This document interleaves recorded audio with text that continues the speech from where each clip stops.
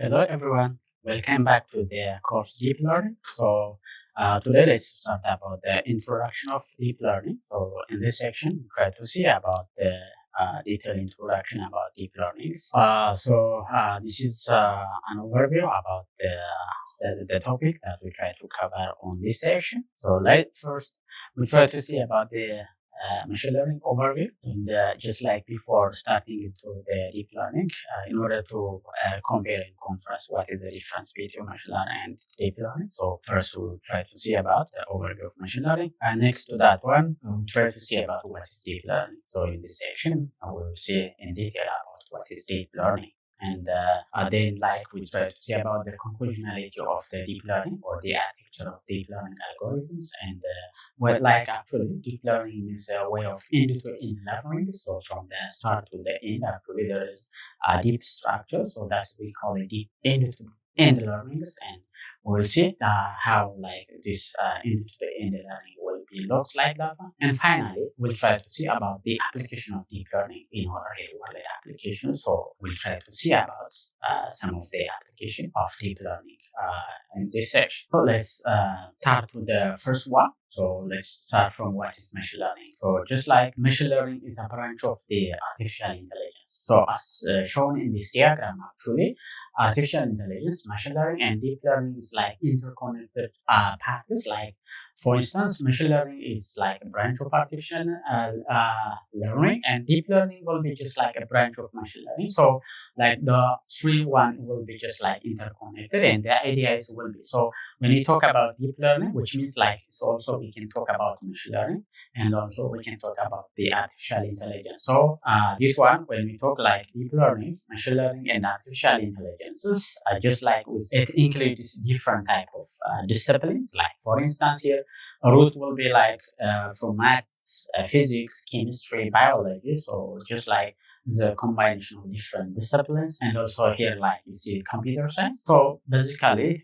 the main one or just the basic component of this when you talk like artificial intelligence will be the broad one, and then just like there is some different subtrees which like the machine learning, and deep learning will be the leaf. So the structure will be arranged like that. So the basic concept will be artificial intelligence, which is the broad one. So when you talk about artificial intelligences, there are different machine learning algorithms, and then also specifically, especially there is also deep learning algorithms that is like a branch of machine learning. So in this course, actually, we are more focused on about the deep learning concept. So to see that what is machine learning, what is the difference between machine learning with like the traditional programming language? So in classical programming language, as an input, we can use rules and data, and the output will be just like the answer. So this is just a type of a static program. So when the program will be just like written by using like the programmers. So in that case, actually, they try to just give a data and constant rules, then the answer is always like the same. That's just classic programming or static one. So there is no way of like updating like time by time. But when it comes to machine learning, answers and data will be given, and then finally actually there is rules or the prediction or like that one. So that answer means actually the data. It's like training data, and answer will be just like the target or the classes. So you can use like, or we can give data plus labels or classes for the machine learning algorithms. The algorithm can try to map the relationship between the data and the class, and finally it try to just like map or understand about the rules for this integration between the data and the answer. So that's just when we just like updating some informations, this will be the rules will be also just change it. So it can be possible to update during the training. That's we call it the machine learning algorithm.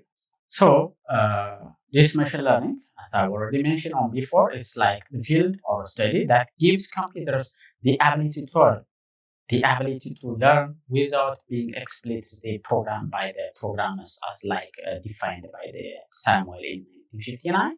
So just like in machine learning, there is no need of like explicitly program, but instead of that one, just try to understand from the data or learn from the data. So this way of just like we call it learning is any process by which a system improves its performance from the experience. So the experience just comes from the data sets. So from the data set, the machine the algorithm will try to learn and then understand about the data, and finally it helps us to give like some prediction or classification.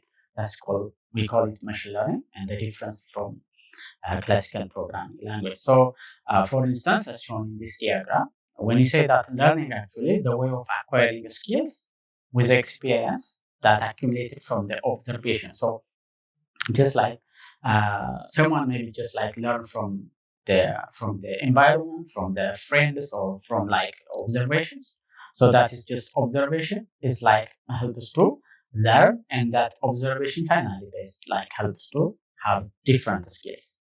When it comes to machine learning, acquiring skills with experience that accumulated or computed from what? Data.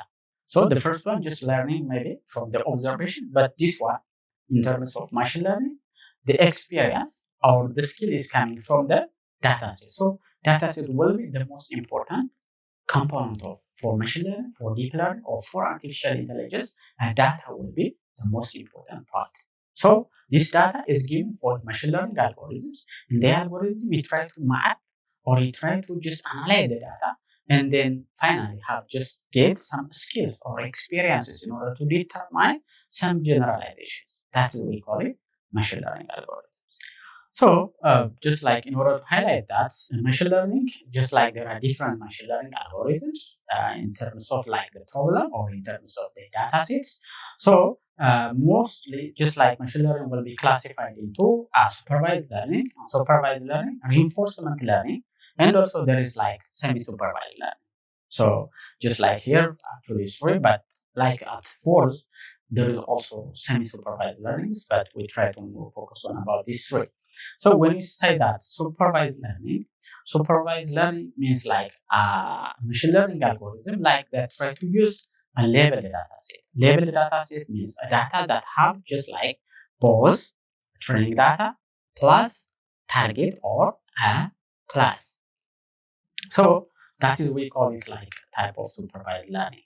While unsupervised learning means like truly a type of machine learning algorithm that is just using unlabeled data, which means like have only a training data, but there is no a target data or there is no a class. So the model just try to analyze the data and then you try to just like categorize the data. That's just unsupervised learning. So and also reinforcement learning. For instance, when you see supervised learning here, supervised learning is mostly used for classification purpose and regression purpose. So the difference between classification and regression. Classification is help us to classify data into different groups, which is like mostly used for a type of discrete data. Like for instance, one or two, A or B. Just like there is a discrete data that helps us to classify into different groups. And regression will be just like used for as a regression because the data will be a continuous data. So we cannot just like categorize into simple classes. So either the data will be just like continuous, like for instance, a temperature prediction. So the temperature, so we cannot say that the temperature will be 1 degree centigrade, 2 degree centigrade, or 3 degree centigrade. The temperature will be vary within the second. So because of that one, the data will be continuous. So for that case, we use regression type of algorithms. When it comes to unsupervised learning algorithms, supervised learning algorithm is mostly used for clustering, like for instance, for grouping the data with like using similar characteristics or similar features. So for instance, just like if we want to categorize peoples based on like the income or based on like geographical location or based on like interests. So just peoples which have similar interests will be categorized into one group and then the other will be categorized into the other group. That is what we call it clustering. So in this case, now supervised learning, the algorithm cannot know like the target or the predicted classes, but just is analyzed based on the common characteristics or based on a similarity. The other function of supervised learning or like different algorithms, like for dimensionality reduction. Dimensionality reduction means, for instance, when you collect some experimental data, maybe there is some unnecessary features in the data set. So that data maybe just like misleads the algorithm and the performance will be reduced. So to improve the performance, we need to just remove or reduce unnecessary or unimportant features from the dataset. For that case, there are different dimensionality reduction algorithms like PC or principal component analysis or LDA. So this is an example of the dimensionality reduction. So actually, we will not go in detail about this concept. Maybe you can try to refer the machine learning uh, course videos and you can just get information about this concept.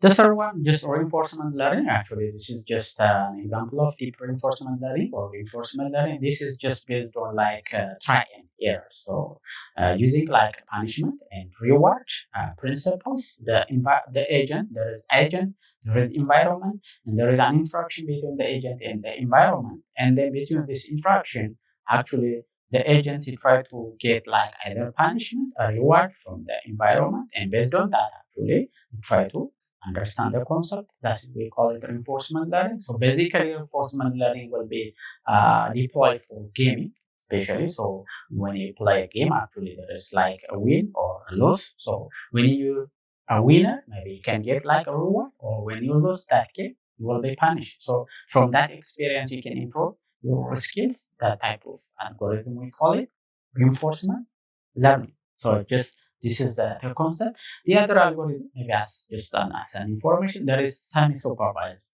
machine learning algorithms.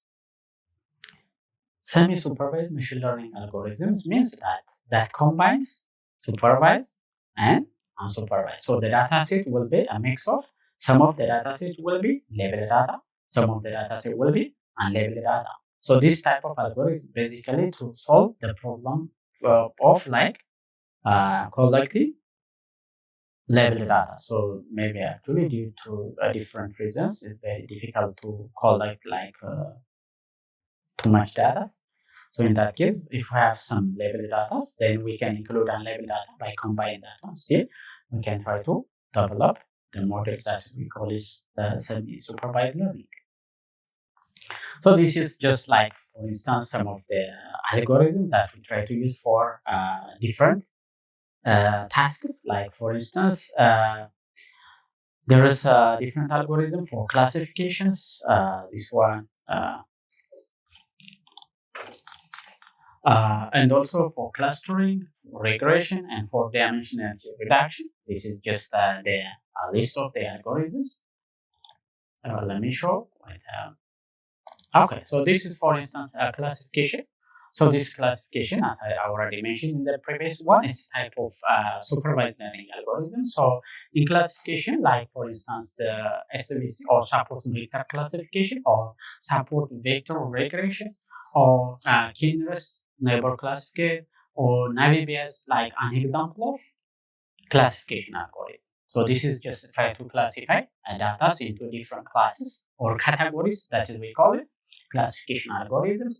And also the other algorithm for supervised learning will be regression. This is for type of continuous data. So for instance, SVR or support vector regression, this is an example for regression.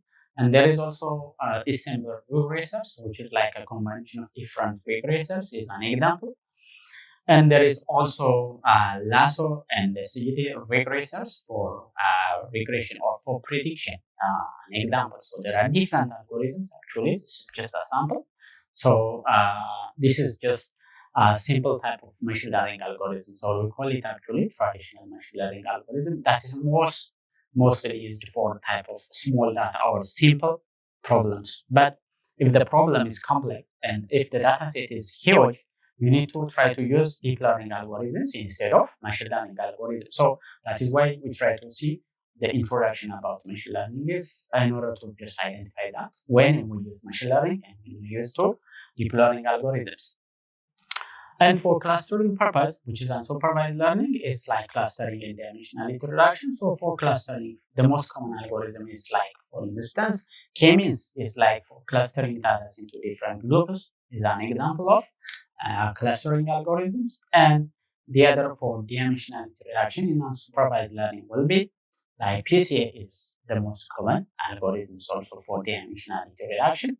But these algorithms, as I already mentioned, that for a simple type of problems, and especially also when the data set will be more simple. Because either if we use like machine learning for complex problems and for huge amount of data, will be leading that underfitting problems, because the capacity of these traditional machine learning algorithms is like learning capacity will be small. Because of that one, it cannot be capture important information from the huge data. Because of that one, it will be leading that underfitting problem. So because of that one, that is why when the data size will be increasing, and when the complexity of the problem will be increasing, proposing or using deep learning algorithm will be the most important solution for this one. So that's why we'll try to see about this one. So this is the highlights. That's about the classification algorithms as an example. So this is a simple machine learning workflows actually, which is similar for the deep learning also, the framework, especially for this is for supervised machine learning algorithm. So so already mentioned that as the data, all this data will be just like the first step for training the model, machine learning or deep learning algorithm. So that is why here the first step will be always the data is coming here, as shown here. So the data will be just split into testing data and training data. See here. So this training data and also there is test data. So this will be split. So the training data will be help us to train the model, and testing data will be help us to test the performance of the model. So the first step will be just we need to train the models. We need to just like by using like different tuning techniques, we try to train the model. That means during the training, the model try to capture the data with like the classes, with the levels, and then this training data is like feeding into for the algorithms, like for the machine learning algorithms.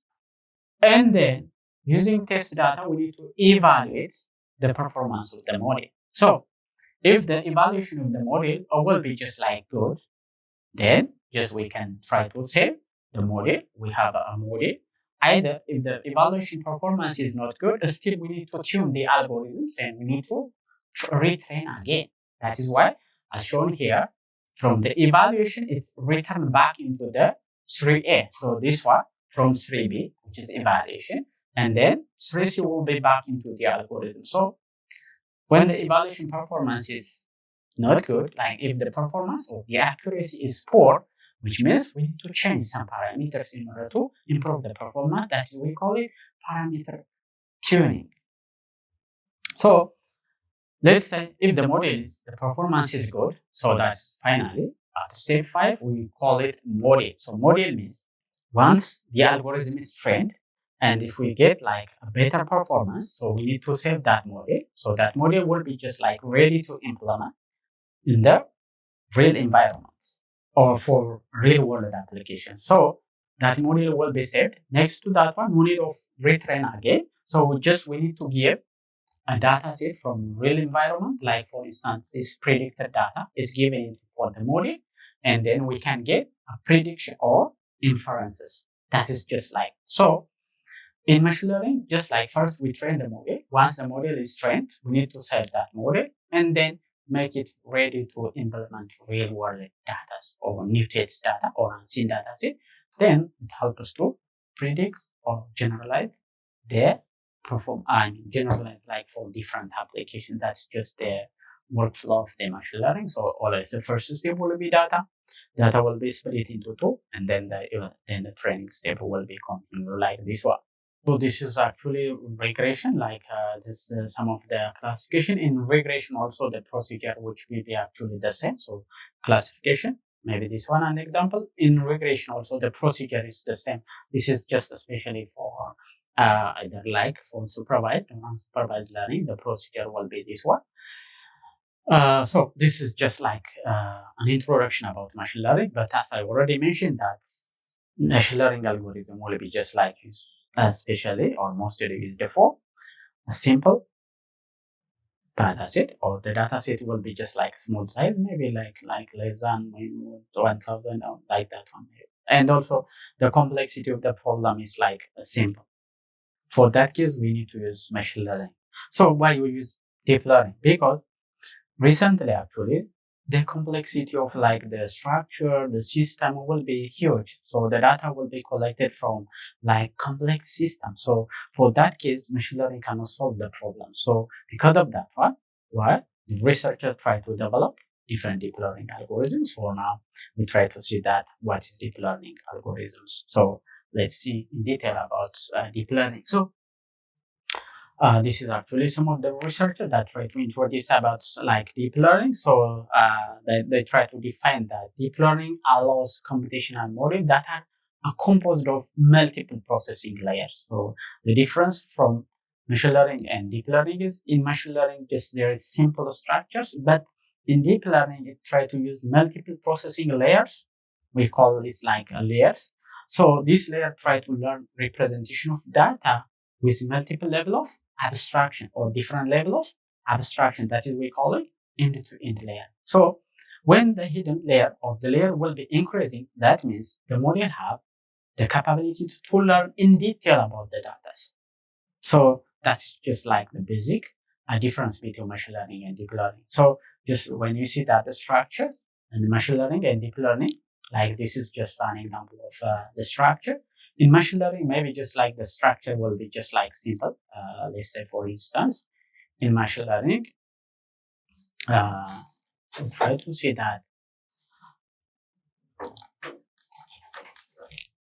Okay, we'll see it like in the next slide, maybe. Just no problem. I think we'll see the difference between that one. So in recent time, actually, the rise of deep learning will be just like already like as a news in different topics. For instance, this is some of the news that recently just like have a coverage on the topics about deep learning. For instance, deep voice software can clone anyone's voice with the like that one, and also just like creative AlphaGo latest way for the chill computers and for gaming.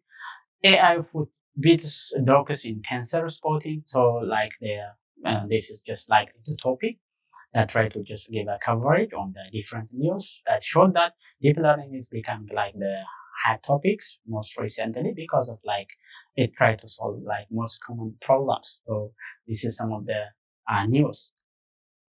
So let's see that's what's deep learning. So let's try to see about the concept of deep learning. So this deep learning, which is a subfield of machine learning, that learning representation of the data. Representation because just always as an input using the data and then try to understand the representation of this data. So this deep learning algorithm try to learn using multiple level of layers and represent by using hierarchy of multiple layers as shown in this diagram. For instance, here you can see that, or you can try to see that the difference between deep learning and machine learning. You see this one, for instance, is the machine learning algorithms. This is, for instance, a structure of machine learning algorithm, and this one is a structure of deep learning algorithm. So the basic difference between machine learning and deep learning algorithms, in the machine learning algorithm, there is input layers, hidden layer, and output layer, just a simple structure. But in deep learning algorithm, there is a number of layers here between the input and the output layer. So when the number of the layer is increasing, there is a chance to understand in detail about the data sets. That is why deep, the name deep indicated that there is a number of layers here. It's not only two, also maybe 3 layers, 4 layers, 5 layers, or 6 layers. So it depends on the data complexity. We can try to using maybe 2 layers, 3 layers, 4 layers, and 5 layers. So that's it depends on like the complexity or the performance. So we can try. So in these deep learning algorithms, when we provide a system with tons of information, the algorithm try to begin to understand it and respond in useful ways, or just to finally try to help to generalize the information based on the input data. So the other one, actually, the way of labeling the data will be different between machine learning and deep learning. In machine learning, it needs to manual feature extraction or labeling of the data. For instance, this example is showed that this is an input data, which is a car. So in feature extraction, in machine learning, it needs to feature extraction. So feature extraction means that we need to extract these features using different way. For instance, we need to prepare a table that shows that about the car. For instance, we can give like an input, a future, a window, a wheels, a front door, the back door. So every features of the car should be labeled manually. That is, we call it feature extraction. So we can say that, for instance, we can prepare a table and then we can just like try to, let's say, for instance, here, if I wanted to prepare some table here, like, sorry, like for instance, this is a window. Oh, sorry, like that one. A little bit. So, like for instance, as shown here in the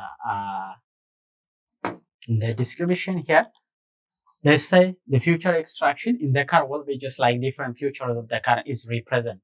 Like then we can just try to answer that the input, like if the car has a window, yes or no, have like the mirror, yes or no. So by combining these features, the model try to understand the data, and finally there is an output that helps to determine that whether it is a car or not, like this type of an example.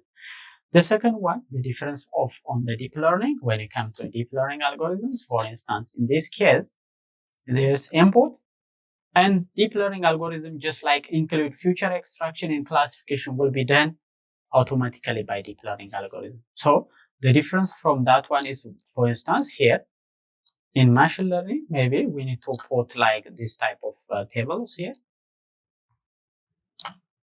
So the data will be represented like this one, like that, this one.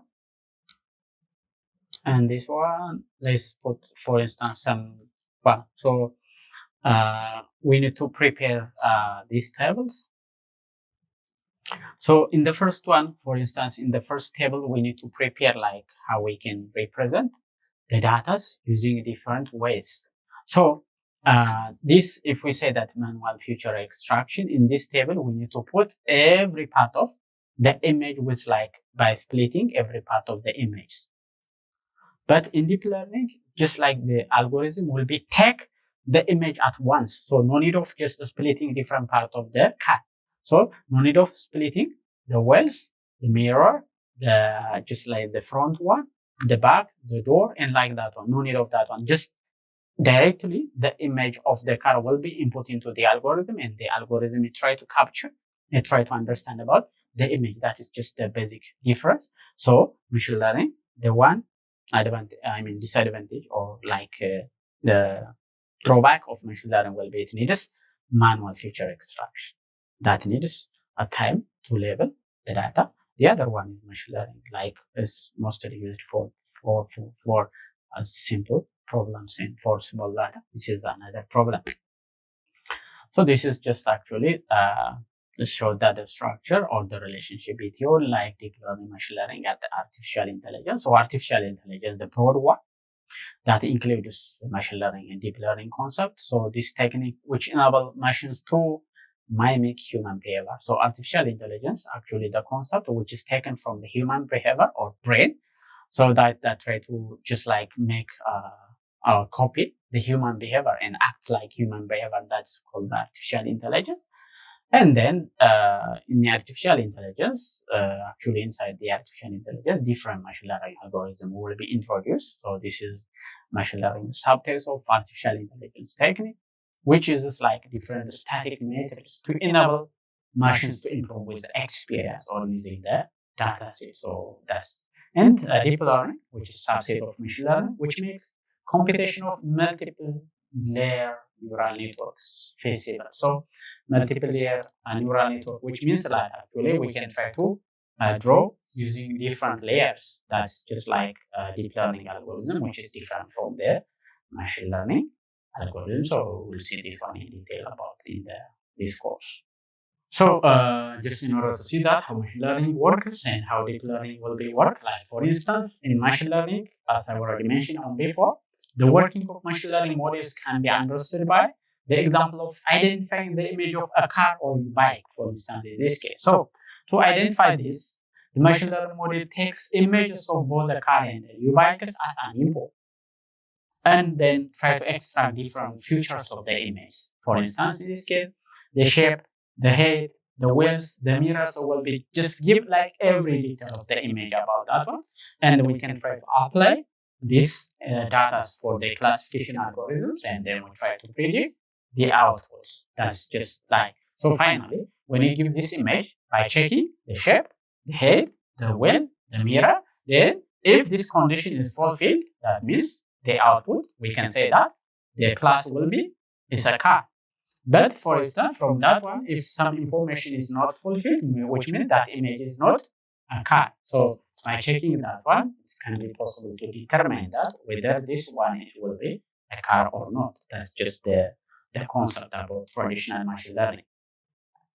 So in traditional models or in traditional machine learning models, traditional pattern recognition model uses handcrafted features, which means manual representation, manual feature extraction, which is relatively simple trainable classifier. So that's used for a simple trainable classifier because the algorithm cannot be automatically extract features from the images. So because of that one, we need to give manual feature extraction for this one.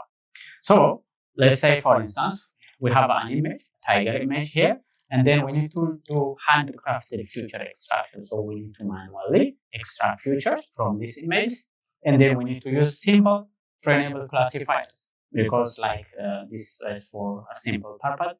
And finally, we have an output.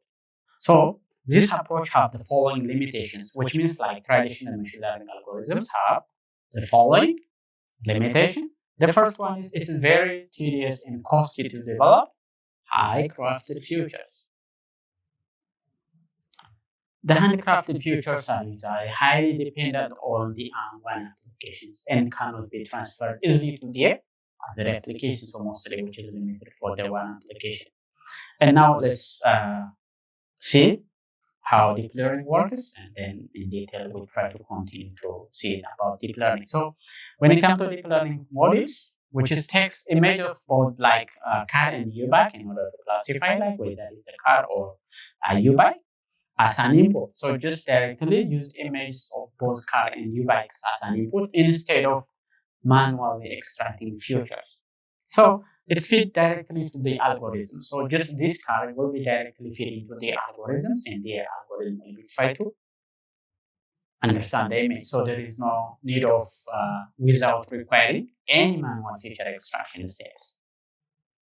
So this image just try to pass to different layer of the artificial neural networks, and then finally we try to predict the output. So this is just when you give this image by checking the structures, and then the output will be whether it's a car or a bike, car or not car will be just the output. So this deep learning, we can say that also which is type of end-to-end learnings. End-to-end learning. What is we call it? End-to-end learning means a hierarchy of trainable feature transformers, which means like each module transform its input representation into higher level ones. So these higher level features are more global and more invariant types, which means like high level or end-to-end learning means like just like within different layers actually, the information from the first layer will be passed into the next one. In the next layer will be just like uses information from the previous one. So that is just like the learning process will be a connection from the first phase to the last phase. So because of that one, we call it end-to-end learning or high level of abstraction. So in this case, for instance, there is a car as an image, and trainable feature transformation classifier will be used like some classification algorithms. And then trainable feature transformation classifier still will be just like learn feature by feature, and then will be classified with different layers. So this is one layer, second layer, third layer, and will be continue to layer by layers. For instance, let's see this one an example. So in this image, for instance, the as an input will be just tiger. So there is a low level feature. So in low level features, you see that this image will be shown that in the left side, the image will be is not clear. So in low-level features, as indicated with the arrow, the image will be not clear. That means in this stage, deep learning algorithm cannot be fully understand about the image.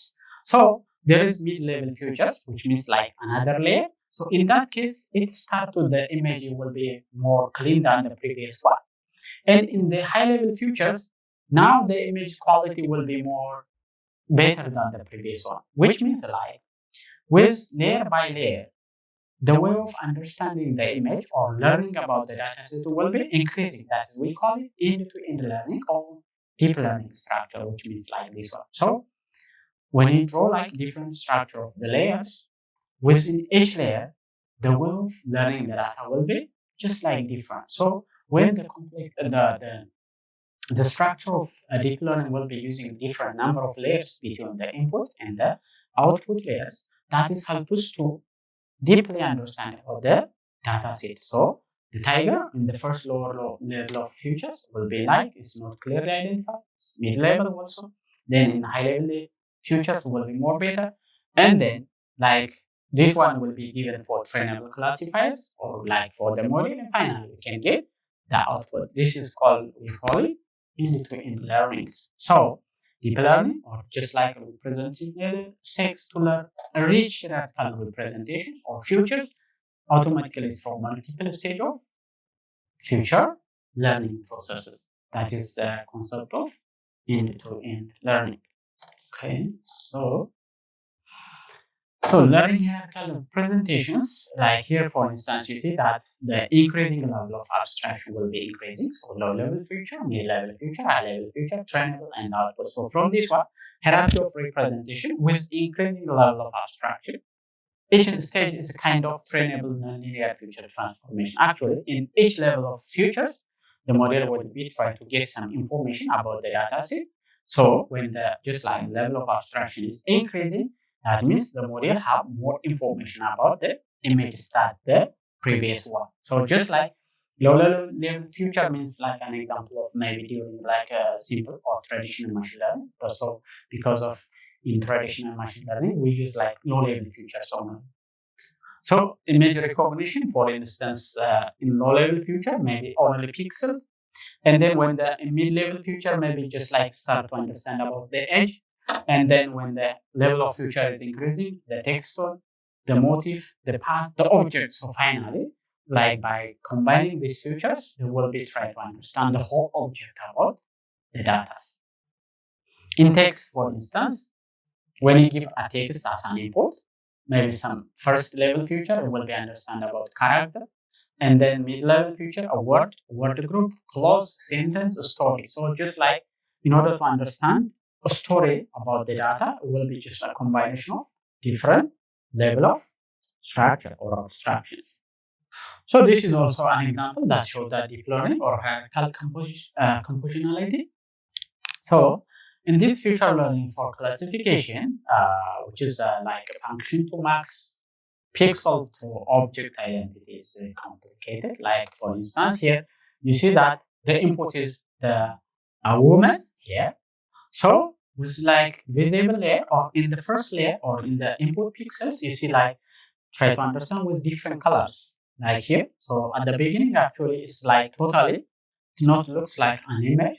So in the first layer, which is like the image is not clear. In the first hidden layer, so this is the input one, and which is like try to understand edge. So this one is like totally the image is not clear. Second hidden layer, it showed that in the second hidden layer is like try to understand about the corner and the contrast. So here actually the image quality is like start to shown here. And then third hidden layer, object parts will be like currently shown here. And finally, actually, in the output layers, will be try to understand that which one will be cat, which one will be person, which one will be animal. So from this image, finally, deep learning algorithm will be identify that okay, this output will be a person. Because here you see that from third hidden layers, the left side show that aware, so that's just should indicate that a cat. And from this one actually it's like show that some part of the face of the woman. So because of that one, the output will be a person. And then The third one will be just like in the right side, show that the indicate the image will be an animal. So actually, our target is just we need to give this image and we need to try to identify whether this one is a cat, whether it's a person, whether it's an animal. So using this different level of abstraction, the model try to tell us this one, the input image is a person. So in order to understand this one, deep learning using different level of abstraction or hierarchical compositionality. So from input layer, when the number of the layer will be increasing, that helps us to deeply understand about the concept of the data set will be the most important features in the deep learning. So when you see that the architecture of deep learning, actually we try to categorize into two different types that we call it shallow neural network and deep neural networks. So when you talk about deep learning, shallow neural network means actually which is like type of a simple deep learning algorithms, which means that there is only one hidden layer between the input and the output layers. So in this case, in shallow neural network, there is input layer that is just accept the input data, and then there is output layers, which is like that try to predict or classify the output results. So between the input and the output layer, there is one hidden layer that just try to process the learning process of the data. So just like because of there is one hidden layer between these two, that we call it a shallow neural network, or which is like a simple models. The second one is deep neural network, or which is called multi-layers or MLP, a multi-layer processing. So in this case, actually, the number of hidden layers between the input and the output layers will be a several number of hidden layers will be just like encompassed between this input and output layer. So when the number of layers will be increasing, that means that deep learning algorithms have the capability to learn even more complex problems and the performance will be increasing. So this is just like the most basic one. So we'll try to see like in detail about the this shallow neural network and deep neural network. So ANN or artificial neural network, which is like a simple deep learning models, we call it a shallow neural network, and then deep neural network like MLP, CNN, DN, GRU, LSTM, like that one is an example of deep neural network or DNN. So simple is like shallow neural network, especially a simple neural network, which is called or artificial neural network, is a shallow neural networks, and the deep neural network in the other latest algorithm we call it deep neural network. That means what the name indicates have several number of hidden layers between the input and the output layer, which help us to just like deeply understand about the data sets. So this is just like the difference between the shallow neural network and deep neural network. So in the first example, it showed that the black one, the first one is input layer, and the right side, which is like the output layer. Between that one, there is only one hidden layer. This hidden layer will be just like after like it's try to understand or mapping the features from the training data or from the input data. So because of just only one layer, maybe the capacity to learn in detail about the data will be limited. So that's what we call it the shallow neural network. The second one is an example of deep neural network. So between the input and the output layers, which is the input is like in the black one, and the output will be in the right side, which is the black one. So between that one, there is four different hidden layers, which means layer by layer, like the capability to understand the data will be increasing. That is the concept of deep learning algorithms, and this will be just like help us to understand in detail about the data natures. That is we call it deep learning algorithms. So these deep learning algorithms most commonly actually or most recently we use different deep learning algorithms just in order to improve the learning capacity of their algorithms in different data sets. So we'll try to see about the using like practical examples how like the shallow neural network and deep learning algorithm performance will be different when you use like different number of layers.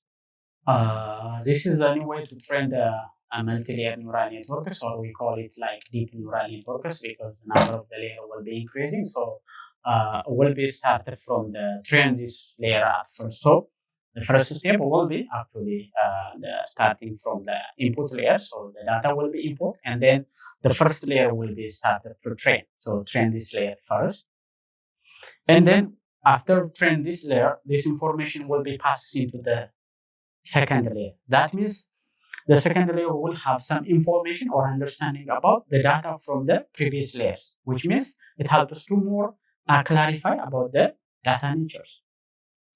And then next one, try this layer first, and then this layer will be continued. So layer by layer will be increased like this one, increase like, then train like this one, and finally this layer or the output layer will be have, and then we have just like the output data. So deep learning, the concept will be just like shown simple. So this is this image that shows like how like a simple neural network and deep learning neural network will be differentiated. So as shown in the figure in the left side, the image tries to show that a simple architecture. So there is the input and output layer, and between that is only one hidden layers. But when it comes to the deep learning neural networks, actually between these layers have a number of layers. So because of that one is we call it deep learning. So from the right side, when you show that in the bottom of the layers, actually the how like the image will be improving when the number of the layer is like increasing. So at the beginning, actually, the image will be just like blurred. So when the layer is increasing, and finally the image will be just like becomes clear. So in this one, the input data is like an image, a person's image. So at the input layer, just like the it's even like we cannot understand whether it's like human or not. So with like layer by layer, for instance, in some layer we can just try to identify the eyes, the nose, and then different part of the faces. Finally, at the output layer, just like by combining the different features, it's try to identify that this image will be the human. That's just the way of deep learning algorithms, or the difference between uh, shallow neural network or just a simple neural network and deep learning algorithms. We'll see actually this one in detail with the next sections.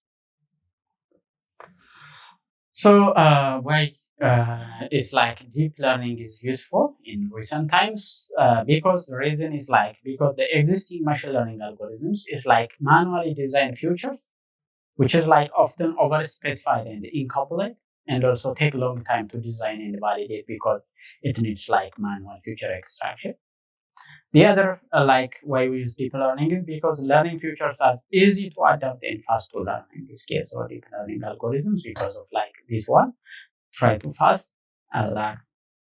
And deep learning provides very flexible, universal, and learnable framework for representing worded, visual, and linguistic information for various type of data sets. Actually, that's just for supervised and unsupervised type of data nature. So because of that one, it's used for the different natures.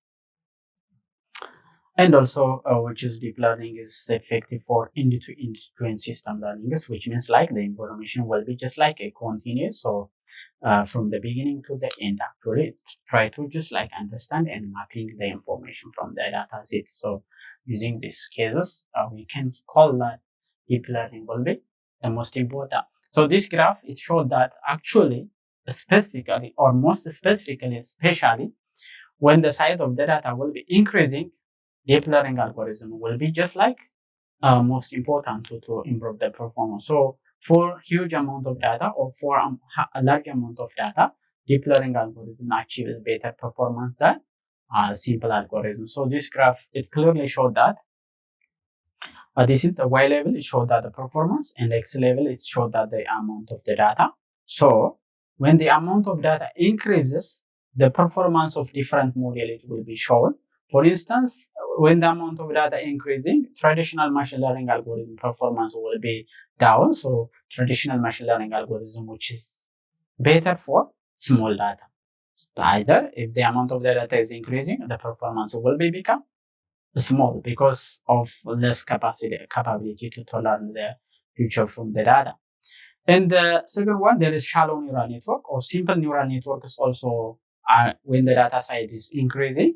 The second one actually, which is like better than machine learning algorithms, but still have a limitation when you compare it to the deep neural network like that one. So when the amount of data increasing, shallow neural network is achieve better performance than traditional machine learning, but like small performance than the deep neural network. The other one is medium neural network, or we call it like MLP, multi-layer perceptron. So in that case, actually, the number of layers will be increasing. Because of that one, the performance will be increasing when the amount of the data will be increasing. Finally, deep neural network outperform the other algorithms, especially when the data set will be increasing. So as shown in this diagram, when the data will be increasing, you see that the performance of deep learning algorithm will be high. That is why most recently, deep learning will be highly used in different research areas because the size will be increasing. Because of that one, deep learning achieves better performance than the other algorithms. Because of that one, actually, almost like recently deep learning will be just like the most usable type of algorithms throughout the world. It is. The other one is because right now actually like GPU computing will be integrated into GPU. So this GPU will be just like try to improve like or speed up the training process of deep learning algorithms. So this is just some of the futures of deep learning algorithms. So just we try to see about some of the the introduction about what is like machine learning, what's deep learning, and then a simple concept about artificial neural network and deep learning algorithms. So now let's see about deep learning applications. How deep learning will be applied in the real world application. So we try to cover actually from maybe from uh, uh, 2012 to now, or most recent one. So there are different applications. We try to see that how we can use deep learning for different applications. So this is just, for instance, deep learning applications in optical communication, for instance, is an example. So there is different machine learning algorithms. There is different deep learning algorithms. So these machine learning and deep learning algorithms will be different. Try to use for different applications. From this one, the one area may be like in optical communication, for affective computing, for speech recognition, for machine version, for natural language processing, or for drug discovery and genomics, like for instance, information retrieval, automatic drive, like this is some of the areas that we try to implement both machine learning and deep learning algorithms, but the performance will be different. Actually, from this one, we can try to see that there are different machine learning algorithms and also list of deep learning algorithms. From list of deep learning algorithms, there are deep neural network, convolutional neural network, recurrent neural network, and also the generative adversarial networks, deep reinforcement learning. This is some of an example of deep learning algorithms. So in the next sections, maybe we'll try to see how to do this type of deep learning algorithms. Also in machine learning, there are different machine learning algorithms, like maybe supervised and unsupervised learning algorithms. So this is a hint. So this is an example of, for instance, deep learning for image recognition. So this is like a city. So in the city, actually, there are different objects that move around in the road. So in order to identify like the objects, this deep learning will be help us to capture objects like this one. You see, like it showed that the objects, there is a car. So when the object is moved, it will be just try to detect the objects. This is one application, especially for instance. This one helps us to just like monitor the safety of the city. So by controlling the movement of the objects, we can try to just identify that maybe what type of object will be moved around that one. So like maybe if there is something is new around there, like the government will be try to detect that one. This will be just one application. Also, object detection, for instance, we can apply object detection like in our home. For instance, this is just trying to detect some of the objects in our home. For instance, there is a piece, maybe the image quality is lost, but and there's, for instance, here it showed that our book, our phone, and our cap in cars, and then like different cap will be. This is just like detect from a photo, and also it can be possible to detect objects from the live video. So, for instance, in real world application, like if we have just CCTV camera, like that is deployed in the building or from the road, so we can integrate that CCTV camera with our deep learning model. So the data is taken from CCTV camera, and then that helps to monitor, detect the images, or also detect or classify the image. That will be the one application. So most recently, actually, object detection is also the one area of the deep learning algorithms. Image classification also is one application of deep learning. So we can have a data set that's just a combination of different images. For instance, for this case, the data set will be just like a cat and also dog, and also there are different actually type of dogs and animals here, for instance.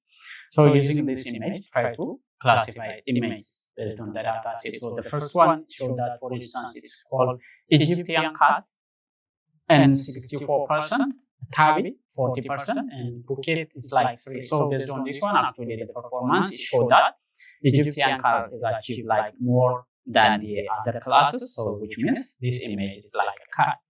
The second or the middle one show that, for instance, Labrador Retriever 83%, Golden Retriever 13%, and Bloodhound is 0%, which means this cat will be type of Labrador Retriever. So we can just classify like this one.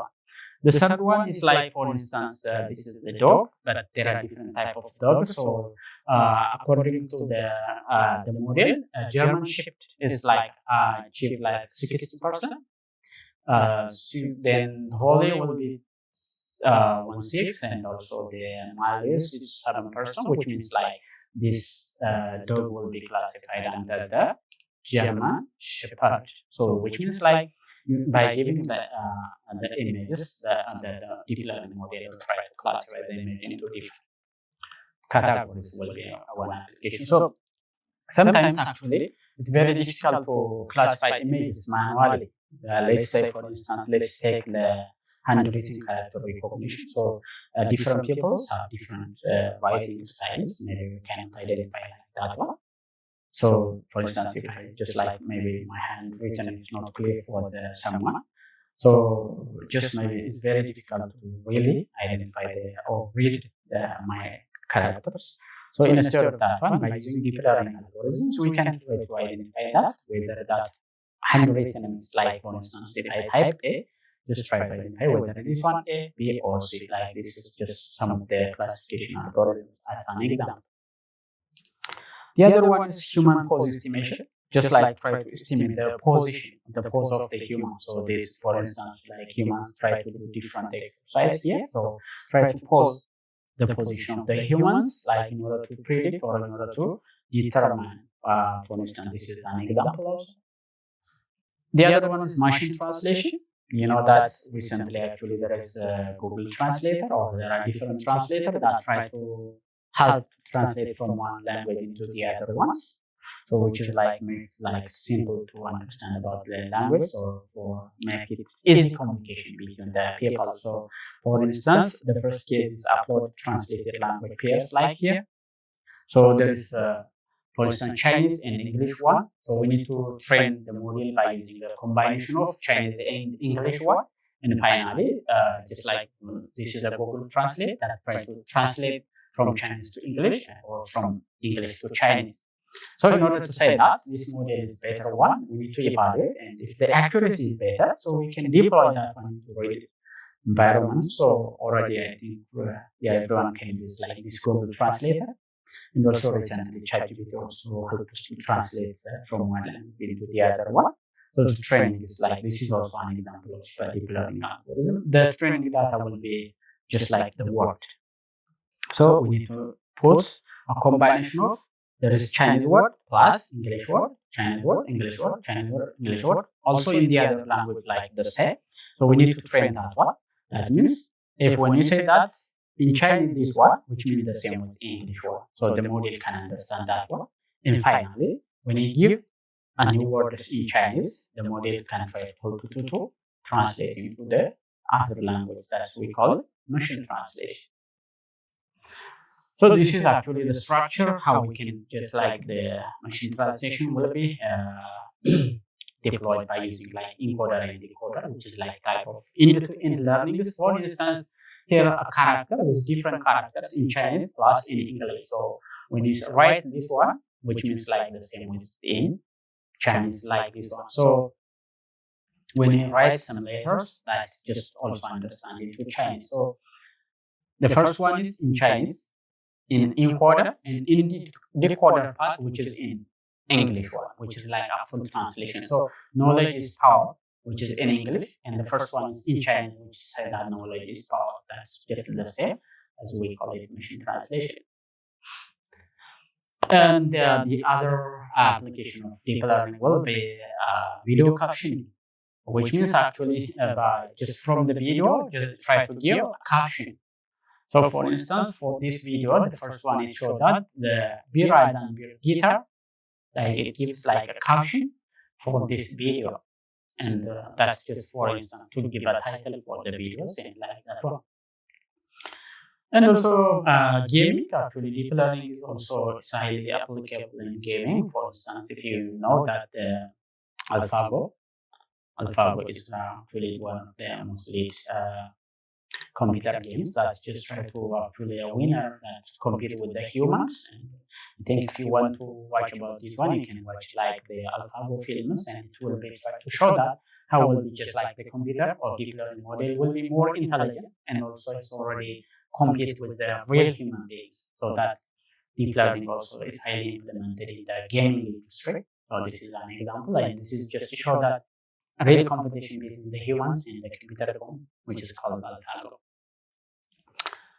Robotics, so most recently actually, robotics is highly implemented in different areas, and this robotics will be trained using like different deep learning algorithms. So first, the robot should be trained using the data set. So using that training, actually, the robot try to perform like the real human beings. So that's what we call it the deep learning applications. Well, this is also drive safety along the curved road, or we call it like a driverless car. So most recently, also this will be highly implemented. You see this one actually the training. So during training, the car just try to explore and identify the mistake, the direction will be done here. So using like different buttons, we try to just train the pulse, the slides, and the other part of the road.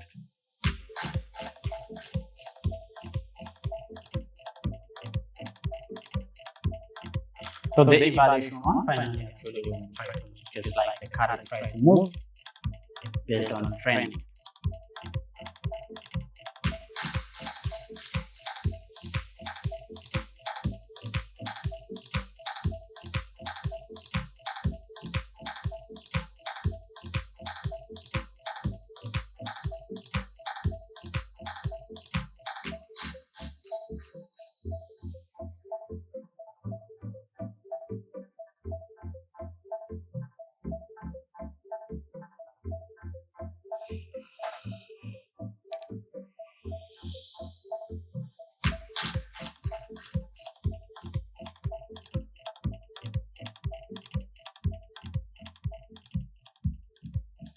So this is actually an example of drive safely along curved road. So the car is not trying to move alone without just like a driver based on the training. Actually, this is also recently already like driver cars is already implemented for the different countries, and the car just like try to move without any drivers, which is like a way of training. Okay, the other example or application of deep learning is also deep learning is most recently is highly applicable in the medical industry in order to detect like different images from the patient data. So by using patient data, actually we try to use deep learning algorithms in order to detect the disease maybe, or in order to classify diseases like that one. So this, for instance, showed that they try to use or develop the algorithm that try to detect the pneumonia from the chest X-rays. So this is just like by using chest rays, actually the doctor trying to just like detect that whether the patient have the pneumonia or not, like that one. And also, like for instance, researchers they try to detect by using chest X-rays. They try to detect that whether the man have just like COVID or not, like this type of example. And also in order to just like detect whether the patient have a cancer or not, or for different diseases. So most recently, actually, because of the health data set will be huge. So in order to analyze simply by using deep learning algorithms, it will just like using deep learning algorithms in order to easily analyze or predict different diseases for that one. So it will be highly implemented in the medical image analysis also. For instance, this is also an example that showed that the kids stayed for COVID-19. So this is just like two different chest X-ray images from the X-ray device. So the left one showed that, for instance, when you check that manually also, actually, when you see that the image will be a little bit different. So the left side showed that based on like detecting from the image, the model it understand that the left side will have just a COVID virus, and the right one is just a normal person, which is like free from the COVID. So by analyzing this one, the deep learning algorithms try to detect the patients with different diseases. This is just an example.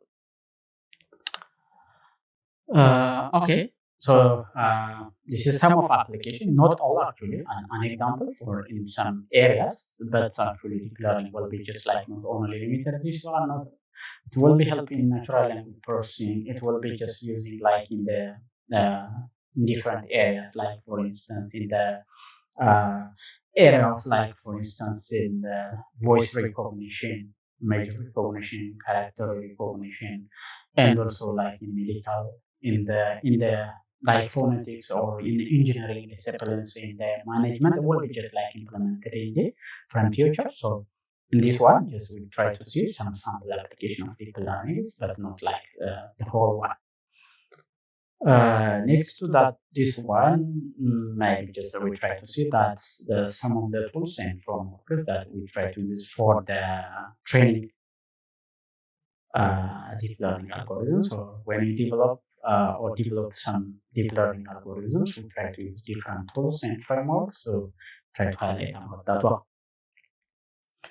So, as a programming language for this course, we try to use Python as a programming language. So, the reason is because the language is easy to use and about just powerful and also productive for.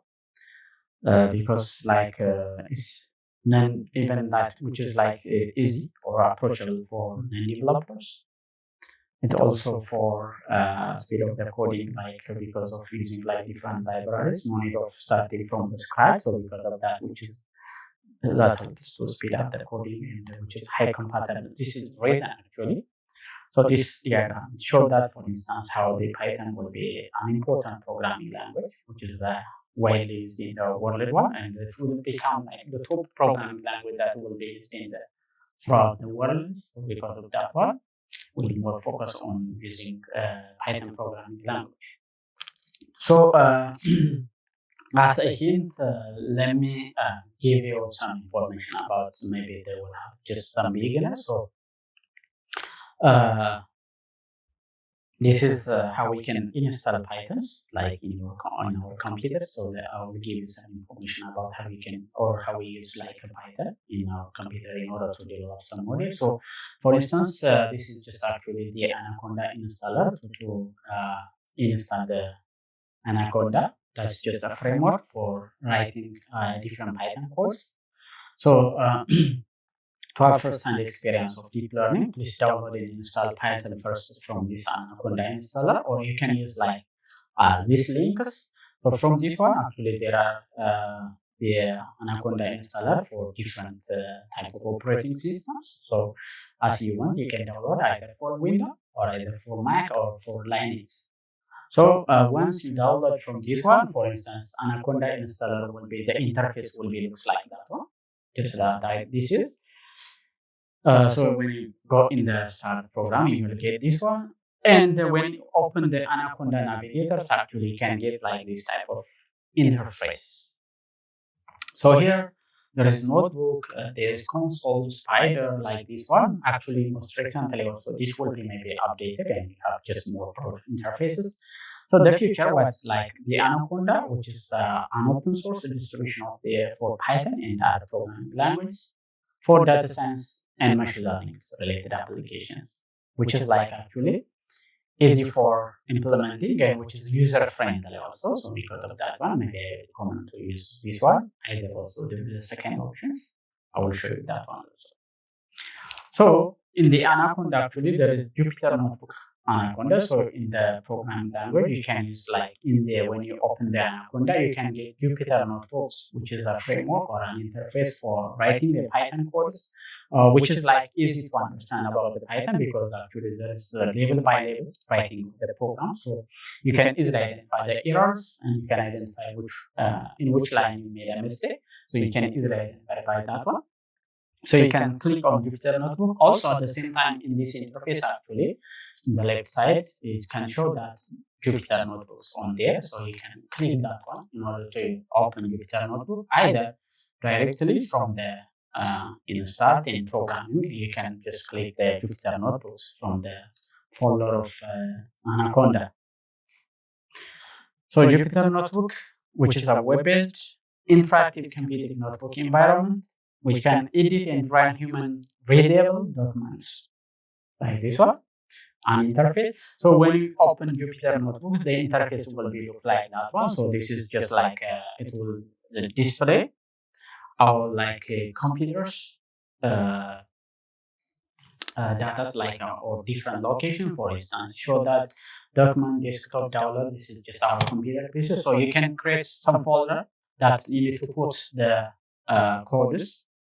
Maybe you can put in the document, you can put in download, you can put in Dropbox or Favorite, or also you can create like a new folder here.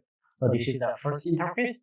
And the other one actually this Anaconda PowerShell Probotus, especially if you want to install different libraries, you can open this Anaconda PowerShell Probotus. Or if you just like want to use command-based like writing, you can use this one as an option also.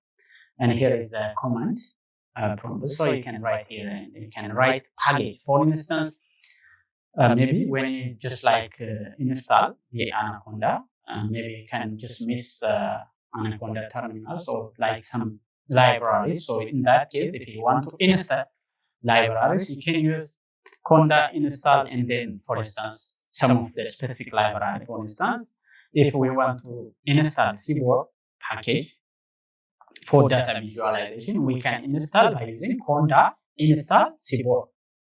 Or if I want to just, for instance, install the Keras, conda install Keras, or like the other libraries. And also, for instance, if we Panda data reader package for loading online data set will be just not installed. So you can install by using conda install pandas data reader. Like this one. So this is just a way of installing packages in this prompt using this prompt. This is us at the beginning. So this is just an example how we can install it and install the package from this one. So there is three methods to install new packages or libraries in this Anaconda or Jupyter Notebooks.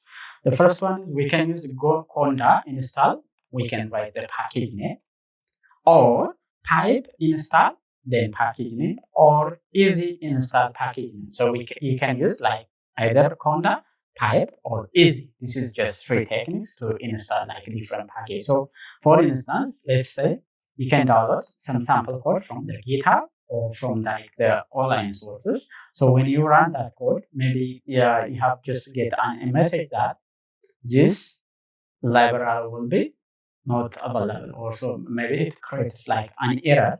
So at that time, maybe you can just like install that specific packages or libraries using these techniques, which is called, or using these different techniques.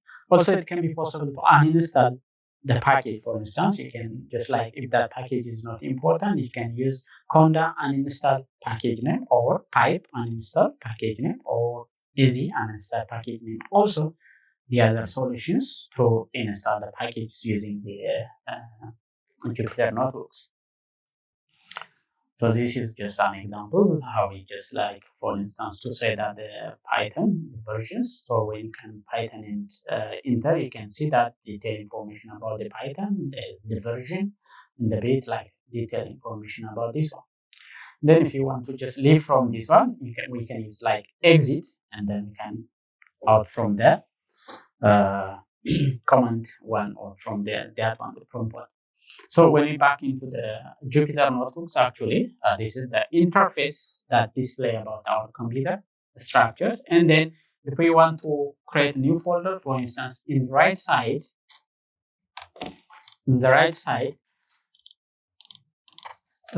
it shows that new.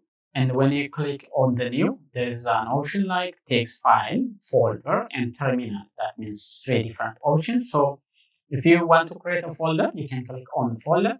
If you want to create on the terminal, you can say that terminal. Or if you want to create a new Python course, you can click on the Python 3. So this is just like different options that show that on the right side. So this, you see that, for instance, here, if we want to create here, this one is like this Jupyter notebook. So here is just like, for instance, that displays our computer, just like the total computer structures here. And then if we want to create here, we can click on new. And there is this one, Python 3. This is just indicated that when you just want to create a new Python course. And if we want to text file, if we want to create a folder, and terminal will be like 3 options. So for instance, if we just like click on the Python 3, the just like it looks like this one. So the title of the code will be here. So you can click here and you can change the title. And then this will be just like, you see the interface that starts to write the code here. And here is said that actually code. That means you can change like different types for this one. So the notebook is organized in cells. For instance, this is called cell 1. In each cell, you can write each either code or text. So here, for instance, if you want to write a code, this one should be a code. When you click this one, there is a drop down menu, and they show that code and text. So just for instance, when you write Python code, you need to say that Python code. But sometimes, for instance, you can try to write a text that just like give some or write some information about the course, like comments and like that one. For at that time, maybe you can change it to text. When you add more explanation about the code, you can change it to text, and you can write text parts. So the default behavior is actually the code. So just it will be start or begin to write the codes here. So you can write to this one.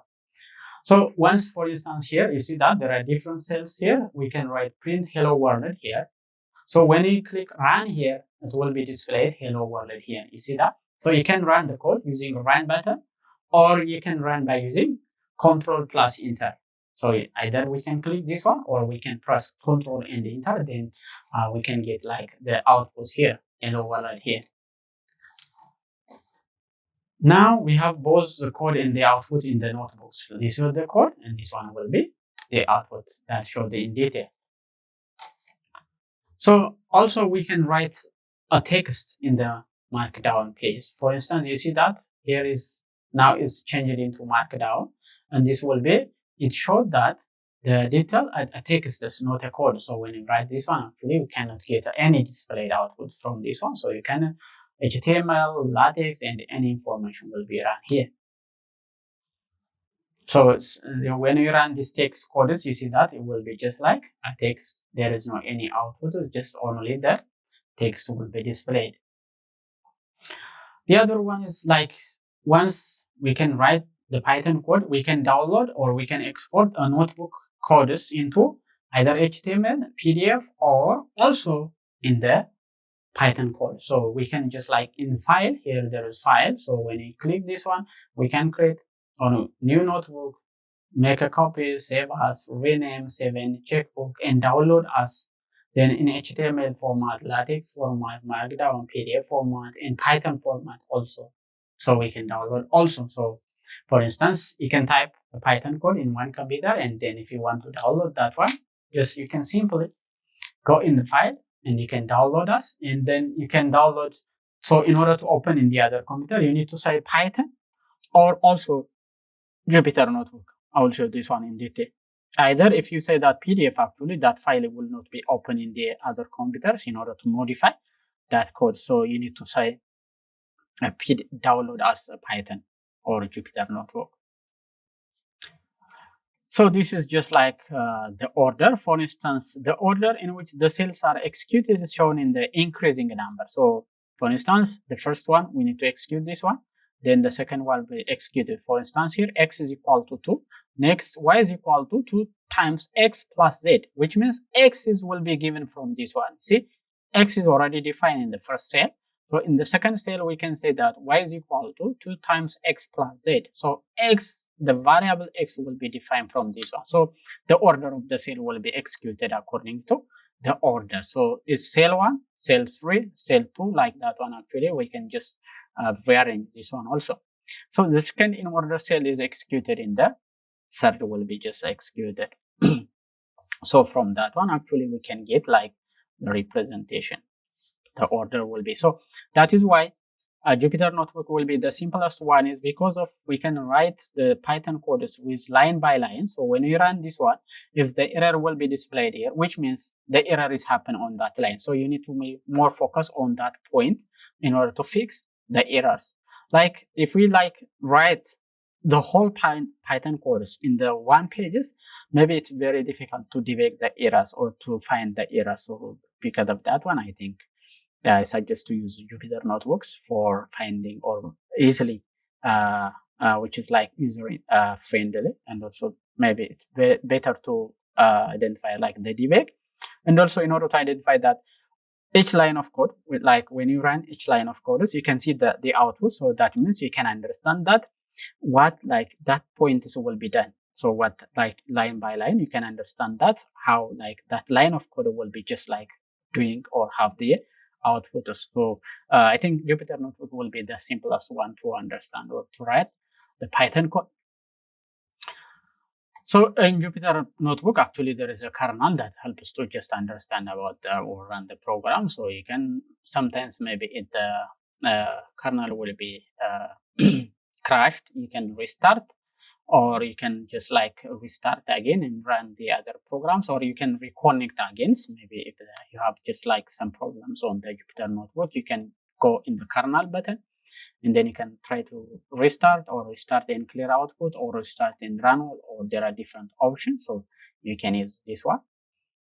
So Jupyter Notebook as a simple as an introduction, just like the one tool or framework for Python programming language will be Jupyter Notebooks.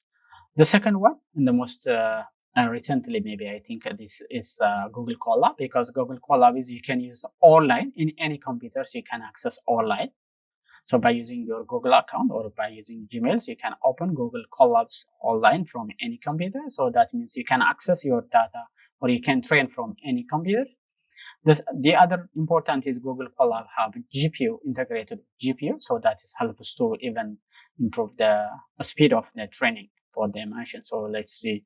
The second option is Google Colab.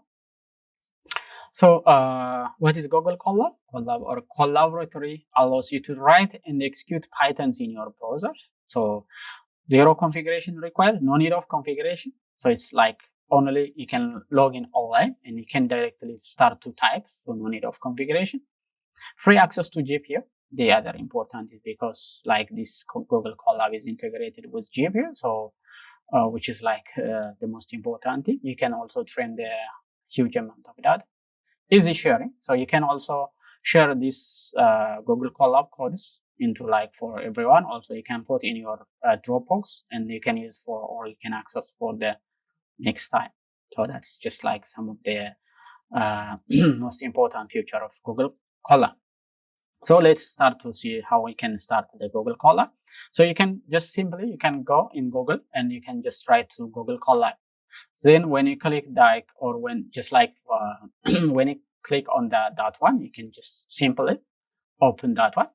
Maybe you can create a new code. Then by clicking on the plus code, for instance, this is an interface. When you open the Google Colab here, so this one plus code plus text. So when you click code, which means like this one, we can write a code, a Python code.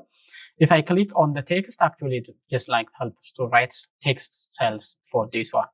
So there are different options for this one. For instance, code cells, or also there are options for moving your cell up and down, or copy and paste. For instance, if I wanted to move our code into down, I can use like this type of arrow, or if I wanted to move into up, I can use like this type of arrows for moving our cells into up and down.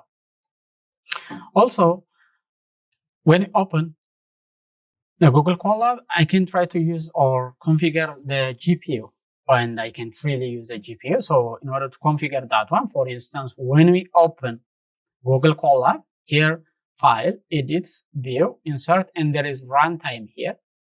When you click runtime, actually, then here, then we can try to see that, for instance, when you click here, change runtime types here, change runtime type here. When you click here, it shows like this type of options. So the hardware accelerator will be GPU, and there is also maybe by default is CPU, and also TPU. Maybe I think TPU is right now is not available, but GPU. So you can make it GPU and save it. After that one, that means this Google Colab, you have like a GPU accesses, and then you can trade your program by using this one. So doing this will restart the session. So make sure that you change to the desired runtime before executing any codes for that one. So in order to run the Google Colab codes, actually, you can just like click this one. When you click this one, actually, the program is start to run. So the same like Jupyter Notebooks, the line will be started or run line by line. So you can be easily to identify that, like understand the line of codes like step by step. The same type, you can directly upload the Jupyter Notebook codes into the Google Colab, and also from Google Colab, you can download and then you can upload in the Jupyter Notebook. So it can be possible to use codes from Jupyter Notebook into the Google Colab, or from Google Colab, you can also open in the Jupyter Notebook. So just the only thing is the accessibility will be different. So maybe this Google Colab is just like the easiest, and you can just available online for any time. So just like this one is, we can run before, run after. Actually, there's different options to run your codes, or you can just like possible to run step by step. If you just click run all, that means the whole code will be run just step by step, or we can click just manually with step by step in order to run the program. So I think you can start from that one. And there is file manipulation. So just like, for instance, here, if you upload like some folders, for instance, it will be displayed here. So you maybe click on the folder icon on the left to view your current files here. So after downloading the file, if the files are not immediately shown, click on the refresh buttons to see the files on here. So the files will be temporarily stored here and will be removed once you end your sessions. So temporarily will be stored here, and you can click and you can access your files. So a Google Colab will be just one of the basic one. Then finally, if you want to just like download your codes, you can just click on download, and then you can save your files, and then next time maybe you can use for in the other parts, or you can just try to put in your local computer, so it can be possible to download. There is also mounting with Google Drive, so you can connect your Google Drive with the Google Colab. Then once when you run or when you write Python code on Google Colab, it's automatically stored in your Google Drive. So you can use also this one. So in order to drive or in order to mount your into your Google Drive, just use this line of code. It's a simple one. So from google.colab, import drive, and then drive.mount, then content and drive, then automatically, because when you open Google Colab, you use that email. That means when you just like use this mount, that email drive will be just automatically connected into the Google Colab. So that means every code will be just like uploaded or stored in your Google Drives. So here, just like once is connected, actually, click on the Google Drive icons, and the mount drive code block will be generated or started into this one. It's linked into this one. Either actually this one is not a must. Maybe you can just simply put in like in the other one, and finally you can download and you can put like by using in USB or like in other like storage mechanism. So Google Drive, maybe mounting Google Drive is not a must. Maybe if you need it, you can mount either. Just you can write your code, you can download it, and then you can put it like by using different storage mechanisms is a must. So this is like saving a notebook in file. You can download .ipyp means like this is a Jupyter notebooks. So when you download actually there are two different types. So you need to take care about that one. Download the .ipynp files to your local drive. So file download and ipynp. So this is just, we call it the GoLab notebook to your Google Drive. So this ipynp means a Jupyter notebook. So that means next time when you open that file, it's like similar with the original one. That means just like by line. So you can open in Google Drive, I mean in the Google Colab, also in the Jupyter notebooks. But if you click or if you download .py extension, that means the code becomes into the together, just like as a one file. That means when you run that, the whole file will be executed, and finally you can see that the output, but you cannot be just run line by line. So for that case, actually, maybe this one it makes like more complex. So if you need like exactly the same codes, you need to download by using download.ipynp. Either also you can just download .py, but like the structure of the file will be changed. And then when you run this one, you need to be just wait until the end, and the output will be displayed at the end of the execution. That's just a way of saving notebooks in the Google Colab. And also the same, this one in the Jupyter notebook also, two options, .ipynp or .py will be like the two options. Actually, there are these tutorials for about the Python tutorial for beginners. So in W3 schools, actually, there is also a tutorial about the Python for the beginners. So maybe if you are a beginner about the Pythons, maybe you can follow these links, and then you can just get information about how you can just start from the Python. Also for about the Google Colab, actually, this link will be showed that information about how you can implement the Google Colab here. Sounds maybe just like we'll show this one. So maybe just like different links. This is some of the resource or references that I use for preparing this slide. So I just wanted to say that thank you for sharing the slides or the information about the concept of deep learning. So the resource for this slide, so for the first part is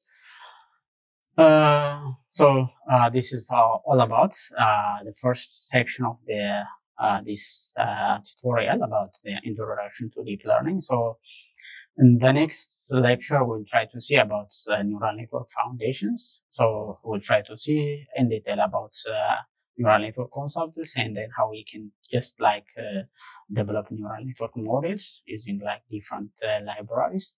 So for today, we'll stop here, and then we'll continue about the next chapters. Thank you very much.